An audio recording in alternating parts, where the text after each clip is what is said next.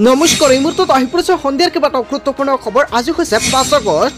লাখ লাখ মহিলাৰ বাবে অসমৰ মুখ্যমন্ত্ৰী হিমন্ত বিশ্ব শৰ্মাই কেইবাটাও গুৰুত্বপূৰ্ণ মন্তব্য কৰিছে। অৰুণোদয় আঁচনিৰ পৰা নিযুত মইনা আঁচনিলৈকে কেৱল এয়াই নহয়, ৰেচন কাৰ্ড থকা প্ৰতিগৰাকী মহিলাই লাভ কৰিব 10,000 কোটি টকা। অসমৰ মুখ্যমন্ত্ৰী হিমন্ত বিশ্ব শৰ্মাই মহিলা উদ্যমিতা আঁচনিক লৈও কেইবাটাও গুৰুত্বপূৰ্ণ মন্তব্য কৰিছে। এইমাত্ৰ অসমৰ মুখ্যমন্ত্ৰী হিমন্ত বিশ্ব শৰ্মাৰ হাতকৈ বৃহৎ ঘোষণা। লগতে প্ৰতিগৰাকী মহিলাই একাউণ্টত প্ৰত্যেক মাহতে লাভ কৰিব 1,000 কোটি টকা। হয়, আপুনি ঠিকেই শুনিছে, অসমৰ মুখ্যমন্ত্ৰী হিমন্ত বিশ্ব শৰ্মাই নতুন আঁচনি উল্লেখ কৰিছে। লগতে লাখ লাখ মহিলাৰ বাবে এটা ভাল খবৰ, কিয়নো মহিলা উদ্যমিতা আঁচনি একাউণ্টত অতি শীঘ্ৰে লাভ কৰিব 10,000 কোটি টকা। যদি আপোনাৰ ৰেচন কাৰ্ড আছে, আপোনাৰ বাবে এটা ভাল খবৰ। লগতে কেইবাটাও ৰাজনৈতিক খবৰৰ লগতে অৰাজনৈতিক খবৰ যুগুত কৰা হৈছে। আজিৰ দিনটোত গোটেই অসম তথা ভাৰতৰ বিভিন্ন প্ৰান্তৰ পৰা যুগুত হৈছে কেইবাটাও ডাঙৰ খবৰ। এনেবোৰ খবৰ নিতৌ পাই থাকিবলৈ চেনেলটি ছাবস্ক্ৰাইব কৰি ভিডিঅ'টো এটা লাইক কৰিবলৈ নাপাহৰিব। আজিৰ আমাৰ প্ৰথম খুবেই গুৰুত্বপূৰ্ণ খবৰ হৈছে অসমবাসীৰ বাবে এটা ডাঙৰ খবৰ। অৰুণোদয়ৰ পৰা লাখপতি বাইদেউ আঁচনিলৈকে অসমৰ মুখ্যমন্ত্ৰী হিমন্ত বিশ্ব শৰ্মাই বৃহৎ মন্তব্য কৰিছে।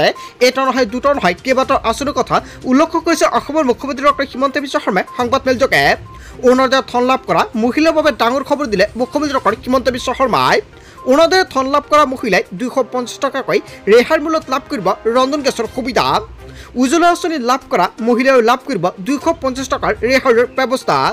1 অক্টোবৰৰ পৰা ৰেচন কাৰ্ডৰ হিতাধিকাৰীয়ে লাভ কৰিব ৰেহাইৰ মূল্যত দাইল, নিমখ আৰু চেনি। 1 আগষ্টৰ পৰা সমষ্টি সভাপতি মহিলাসকলক প্ৰদান কৰা হ'ব 10,000 কোটি টকা।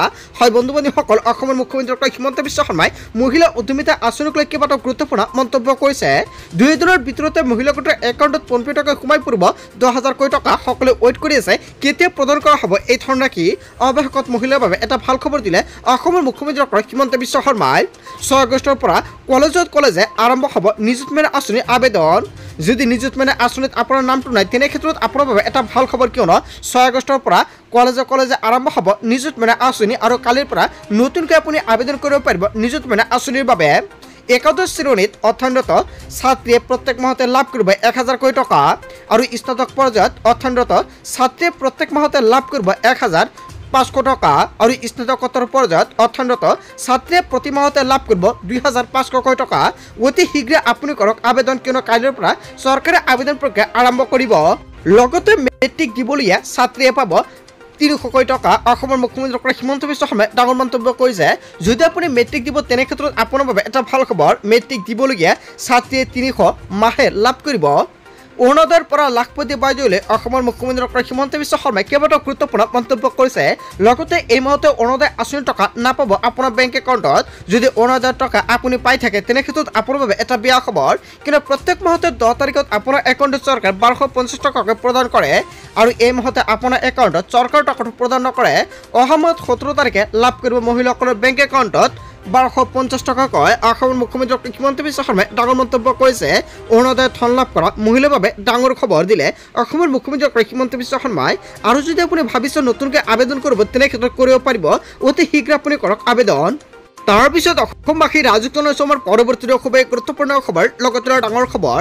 বিজেপি RSS 9 বছৰ শাসন কৰিলে এজনো বাংলাদেশী নেদেখিলে। হয় বন্ধু বান্ধৱীসকল, আপুনি ঠিকেই শুনিছে, বিজেপিয়ে আটাইতকৈ কম বাংলাদেশী আইনগতভাৱে অসমৰ পৰা বহিষ্কাৰ কৰিছে।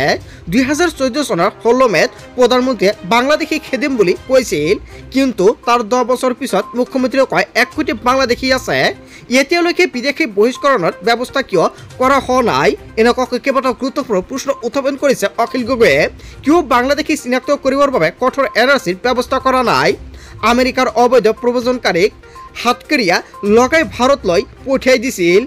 সেই সময়ত অসমৰ পৰা এজনো বাংলাদেশীক চিনাক্ত কৰি বহিষ্কাৰ কৰা নেদেখিলোঁ। অসমত যদি 1 কোটি বিদেশী আছে, সেয়াৰ দায়িত্ব কাৰ?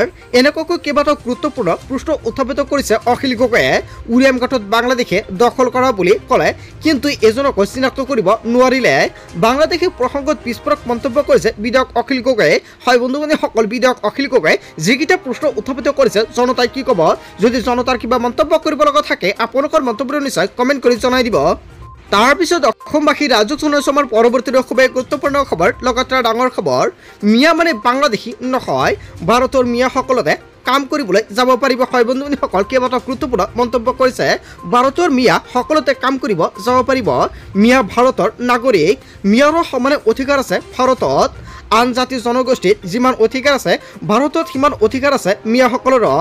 মিয়া ক'ত যাব ক'ত থাকিব সেয়া কাৰোবাৰ অধিকাৰ বা শৃংখল চৰিহা আৰু চিতুপৰণ নাই। উজনিৰ দল সংগঠনক মিয়া খেদাৰ অধিকাৰ কোনে দিছে? ভাৰতৰ যিকোনো ঠাইত মিয়াই ব্যৱসায় কৰাৰ অধিকাৰ আছে।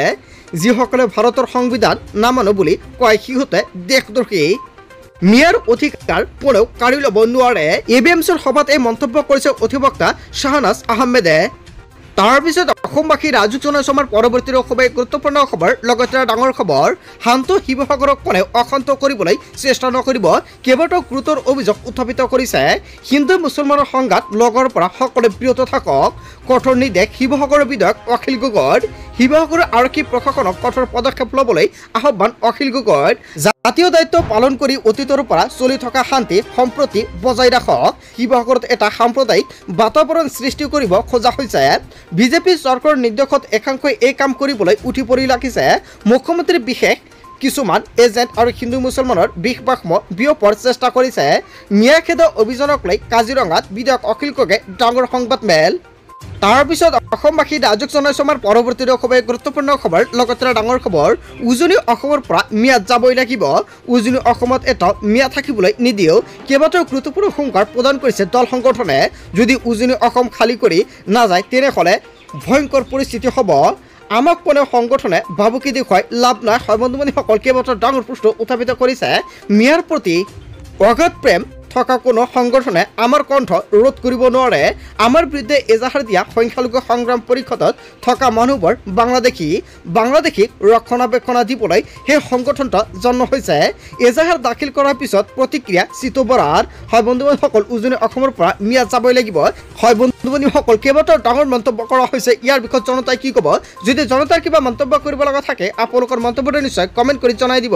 তাৰপিছত অসমবাসী ৰাজুক জনাইছে আমাৰ পৰৱৰ্তী খুবেই গুৰুত্বপূৰ্ণ খবৰ। লগতে ডাঙৰ খবৰ, বিজেপি বুলি ক'লে কোনেও মুৰ্দাবাদ বুলি নকয়, জিন্দাবাদ বুলি ক'ব। অসমৰ মুখ্যমন্ত্ৰী ডক্টৰ হিমন্ত বিশ্ব শৰ্মাই কেইবাটাও গুৰুত্বপূৰ্ণ মন্তব্য কৰিছে। কাৰণ ৰাইজ সদায় বিজেপিৰ লগত আছে। ৰূপেহাটৰ অখিল গগৈৰ এখন সভাত বিজেপি জিন্দাবাদ ধ্বনি দিয়াক লৈ মন্তব্য কৰিছে অসমৰ মুখ্যমন্ত্ৰী ডক্টৰ হিমন্ত বিশ্ব শৰ্মাই। কংগ্ৰেছ হওক বা আন যিকোনো দলৰ সভাত বিজেপি বুলি ক'লে জিন্দাবাদ বুলি ক'ব। কোনেও বিজেপিক মুৰ্দাবাদ দিব নোৱাৰে। অখিল গগৈৰ সভাত বিজেপিৰ জিন্দাবাদ ধ্বনি দিছিল সংখ্যালঘুৱে। সভাতে থতমাত লাগি গৈছিল অখিল গগৈৰ আৰু অলপ ৰৈ পুনৰ বিজেপি গো বেক থমনি দিবলৈ শিকোৱা দেখা গ'ল অখিল গগৈক। আৰু জুৰিয়াত অনুষ্ঠিত অখিল গগৈৰ সভাত অৰ্থতন্ত্ৰক লৈ মুখ্যমন্ত্ৰী ডক্টৰ হিমন্ত বিশ্ব শৰ্মাৰ প্ৰতিক্ৰিয়া। বিজেপি বুলি ক'লে কোনেও মুৰ্দাবাদ বুলি নকয়, জিন্দাবাদ বুলি ক'ব বুলি অসমৰ মুখ্যমন্ত্ৰী ডক্টৰ হিমন্ত বিশ্ব শৰ্মাই প্ৰতিক্ৰিয়া প্ৰকাশ কৰিছে। তাৰপিছত অসমবাসী ৰাজুক জনাইছে আমাৰ পৰৱৰ্তী খুবেই গুৰুত্বপূৰ্ণ খবৰ। লগতে ডাঙৰ খবৰ, মাটিৰ নামজাৰি হোৱা নাই নেকি? তেনে ক্ষেত্ৰত সকলো সমস্যা আপুনি সমাধান কৰিব পাৰিব। অসমৰ মুখ্যমন্ত্ৰী ডক্টৰ হিমন্ত বিশ্ব শৰ্মাই কেইবাটাও গুৰুত্বপূৰ্ণ মন্তব্য কৰিছে। মাটি বাৰী কামক লৈ দালাল চক্ৰৰ বাবে সমস্যা হৈছে নেকি? সমাধান হোৱা নাই নেকি আপোনাৰ কাম? আহক নগাঁও জিলা আয়ুক্তৰ কাৰ্যালয়লৈ। কিয়নো পুৱা 10 বজাৰ পৰা সন্ধিয়া 8 বজালৈকে এই মাহৰ বাবে বিশেষ সেৱা ৰাইজৰ বাবে। অসমৰ মুখ্যমন্ত্ৰী ডক্টৰ হিমন্ত বিশ্ব শৰ্মাই আগজাননী প্ৰকাশ কৰিছে। অতি শীঘ্ৰে মাটি বাৰী যিকোনো ধৰণৰ সমস্যা থাকিলে আপুনি সমাধান কৰি লৈ ল'ব পাৰিব। নগাঁও জিলাখনৰ অন্তৰ্গত জনসাধাৰণলৈ এই সেৱা প্ৰশাসনৰ। নগাঁৱত একেদিনে 146 গৰাকী কৰ্মচাৰীক বদলি কৰা হৈছে। আৰু তাৰ পিছতে মুখ্যমন্ত্ৰী ডক্টৰ হিমন্ত বিশ্ব শৰ্মাই মন্তব্য কৰিছে। নগাঁও জিলা আয়ুক্ত দেৱাশিষ শৰ্মাৰ নিৰ্দেশত এই বদলীকৰণ কৰা হৈছে। জিলাখনৰ 7টা ৰাজচক্ৰৰ ভিতৰত হৈছে এই বদলীকৰণ। মাটিৰ নামজাৰি হোৱা নাই নেকি? তেনে ক্ষেত্ৰত এতিয়াৰ পৰা আপুনি কৰিব পাৰিব। মুখ্যমন্ত্ৰী ডক্টৰ হিমন্ত বিশ্ব শৰ্মাই সংবাদমেলযোগে কেইবাটাও গুৰুত্বপূৰ্ণ মন্তব্য কৰিছে। তাৰপিছত অসমবাসী ৰাজুক জনাইছে আমাৰ পৰৱৰ্তী খুবেই গুৰুত্বপূৰ্ণ খবৰ। লগতে ডাঙৰ খবৰ, হাতত তালিকালৈ সাজু হৈছে অসমৰ মুখ্যমন্ত্ৰী ডক্টৰ হিমন্ত বিশ্ব শৰ্মাই। প্ৰত্যেক মাহতে এটা ঠাইত চলিব উচ্ছেদ। এটা দুটা শিলগুটিয়ে আমাক ভয় দেখুৱাব নোৱাৰে।